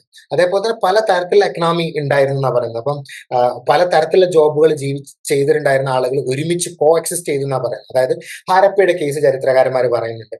ഹാരപ്പയിലെ ആളുകൾ കരകൗശല ആക്ടിവിറ്റീസിൽ ഇൻവോൾവ് ചെയ്തിട്ടുണ്ടായിരുന്നു, അതേപോലെ തന്നെ അഗ്രികൾച്ചറിലും ഇൻവോൾവ് ചെയ്തിട്ടുണ്ട്. രണ്ടും ഡിഫറെന്റ് ആണ്, പക്ഷെ അവര് കോ എക്സിസ്റ്റ് ചെയ്ത് ഒരേപോലെ അവർ ജീവിച്ചു. അതേപോലെ തന്നെ പോസ്റ്റ് മോറിയൻ പീരീഡിൽ ഒരു 100 BCE ഒക്കെ ആവുന്ന സമയത്ത് കോസ്റ്റൽ ആന്ധ്രയിലെ ആളുകൾ അഗ്രികൾച്ചർ ആണ് ചെയ്തിട്ടുണ്ടായിരുന്നത്. പക്ഷെ അതേ ആന്ധ്രാപ്രദേശിലെ, സെൻട്രൽ ആന്ധ്രാപ്രദേശ്, തെലങ്കാന റീജിയനിലെ ആളുകൾ ഇതേപോലെ ക്രാഫ്റ്റ് ആക്ടിവിറ്റീസിലായിരുന്നു അവർ ഇൻവോൾവ് ചെയ്തിട്ടുണ്ടായിരുന്നത്. അവര് ഇരുമ്പുണ്ടാക്കി, അതേപോലെ തന്നെ കച്ചവടക്കായിരുന്നു അവരുടെ മെയിൻ ആയിട്ടുള്ള അയൺ സ്മെൽറ്റിങ്ങും അതേപോലെ തന്നെ ട്രേഡും ആയിരുന്നു അവരുടെ മെയിൻ ഉപജീവന മാർഗം. അപ്പൊ ഒരേ റീജിയനിൽ ജീവിക്കുന്ന ആളുകൾ തന്നെ പല ഡിഫറെന്റ് ആയിട്ടുള്ള എക്കണോമിക് ആക്ടിവിറ്റീസിൽ ഇൻവോൾവ് ചെയ്തിട്ടുണ്ടായിരുന്നു എന്നാണ് ചരിത്രകാരന്മാർ കണ്ടെത്തിയിട്ടുണ്ട്. അപ്പൊ ഇതെല്ലാമാണ് ഈ പുതിയ റീസെന്റ് റിസർച്ചിന്റെ ഭാഗമായിട്ട് ചരിത്രകാരന്മാർ കണ്ടെത്തിയിട്ടുള്ള ഫൈൻഡിങ്സ് ആണ് ഈ പറഞ്ഞതല്ല. അപ്പൊ ഓരോ റീജിയനും ഡിഫറെന്റ് ആണ്, ഓരോ റീജിയനും ഓരോ തരത്തിലുള്ള എക്കണോമിക് ഗ്രോത്ത് ആണ് ഉണ്ടായിട്ടുണ്ടായിരുന്നത് എന്നൊക്കെയാണ് അവർ കണ്ടെത്തിയിട്ടുണ്ടായിരുന്നത്. ഇത്രയാണ് ഈ യൂണിറ്റ് നമ്പർ 1. അപ്പൊ ഈ യൂണിറ്റ് നമ്പർ 1 പ്രധാനപ്പെട്ട ചോദ്യങ്ങൾ ഞാനിവിടെ കൊടുത്തിട്ടുണ്ട്. കണ്ടംപററി ഐഡിയാസ്, ഇന്ത്യൻ എക്കണോമിക് ഹിസ്റ്ററിയിലെ കണ്ടംപററി ഐഡിയാസ് എന്തൊക്കെയാണ്. അപ്പൊ അവിടെ നിങ്ങൾക്ക് ആ ഒരു ചോദ്യം വരികയാണെന്നുണ്ടെങ്കിൽ നമ്മൾ നേരത്തെ ചർച്ച ചെയ്തിട്ടുള്ള കാര്യങ്ങൾ നിങ്ങൾക്ക് എഴുതാം. റീജിയണൽ ഹിസ്റ്ററി, പിന്നെ അതേപോലെ തന്നെ എന്താണ് ജനറലൈസേഷൻ ഒഴിവാക്കിക്കൊണ്ട് ഉള്ള പഠനങ്ങൾ നടത്തി, പിന്നെ ലാൻഡ് റവന്യൂ സിസ്റ്റത്തെ പറ്റിയിട്ട്, അതേപോലെ തന്നെ ക്രാഫ്റ്റിനെ പറ്റിയിട്ട്, ടൗണുകളെ പറ്റിയിട്ടുള്ള പഠനങ്ങൾ പിന്നീട് വന്നിട്ടുണ്ടായിരുന്നു എന്ന് നിങ്ങൾക്ക് എഴുതാവുന്നതാണ്. പിന്നെ അതേപോലെ തന്നെ ഗ്രോത്ത് ആണോ സ്റ്റാഗ്നേഷൻ ആണോ ഇന്ത്യൻ എക്കണോമിയിൽ ഉണ്ടായിട്ടുണ്ടായിരുന്നത്, അതായത് ഇന്ത്യൻ എക്കണോമിക് ഹിസ്റ്ററിയുമായിട്ട് ബന്ധപ്പെട്ടിട്ടുള്ള ഹിസ്റ്റോറിയൻസിന്റെ ഐഡിയ ഗ്രോത്ത് ആണോ സ്റ്റാഗ്നേഷൻ ആണോ. അപ്പൊ അവിടെ നിങ്ങൾക്ക് എന്ത് എഴുതാൻ പറ്റും, ആ 2 ഡിവിഷൻ എഴുതാൻ പറ്റും. നമ്മൾ ഡിവൈഡ് ചെയ്തിട്ടില്ലേ, ഏതാണ് ഏർലി ഹിസ്റ്ററിക്ക്, ഏർലി മിഡീവൽ, ആ ഒരു സംഭവം. അപ്പം ചില ഹിസ്റ്റോറിയൻസ് പറയുന്നത് എന്താ, ഏർലി മിഡീവൽ എന്ന് പറയുന്നത് സ്റ്റാഗ്നേഷൻ ആയിരുന്നു എന്നാ പറയുന്നത്. അവിടെ ഗ്രോത്ത് ഉണ്ടായിട്ടുണ്ടായിരുന്നു, ട്രേഡ് ഉണ്ടായിട്ടുണ്ടായിരുന്നില്ല, അഗ്രികൾച്ചർ മാത്രമായിരുന്നു എന്നുള്ള രീതിയിൽ പറയുന്നുണ്ട്. പിന്നെ ഈ ഹിസ്റ്റോറിയോഗ്രഫിയിലെ റീസെന്റ് ട്രെൻഡ്സ്, കാര്യങ്ങൾ ഇതൊക്കെ നമ്മൾ ഓൾറെഡി ഡിസ്കസ് ചെയ്തിട്ടുള്ളതാണ്. ഇത്രയാണ് ഈ പാഠഭാഗം, ഈ യൂണിറ്റ് നമ്പർ 1 ബന്ധപ്പെട്ടിട്ടുള്ള. ബാക്കി നമുക്ക് അടുത്ത ക്ലാസ്സിൽ ഡിസ്കസ് ചെയ്യാം. Thank you.